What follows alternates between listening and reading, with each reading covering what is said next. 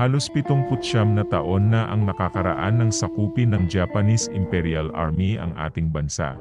Sa tagal ng lumipas na panahon, patuloy pa rin at hindi nawawala ang mga kwento tungkol sa mga gold bars na itinago ng mga Hapon sa ating lugar na mas kilala bilang Yamashita Treasure. Sa aking pakikipanayam sa mga kaibigan at ibang kakilala na nasa larangan ng treasure hunting, sinasabi na ayon mismo sa isang opisyal ng Japanese Imperial Army na si Colonel Hiroto na nadistino sa Bicol at nanirahan din dati nung tempo, Hapon sa lumang bahay ng mga timoner ngayon, katabi ng bagong motor trade dito sa Daet.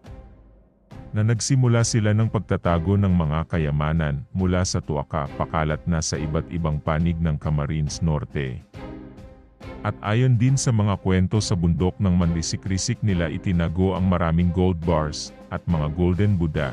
Kaya yung iba tinatawag nilang city under town ang manrisik-risik kung sa Tagalog ang syudad ay nasa ilalim ng bayan dahil sa dami ng itinago ditong iba't ibang kayamanan.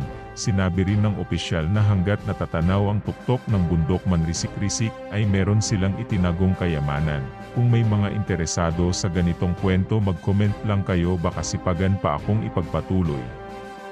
Ang kwentong katulad nito,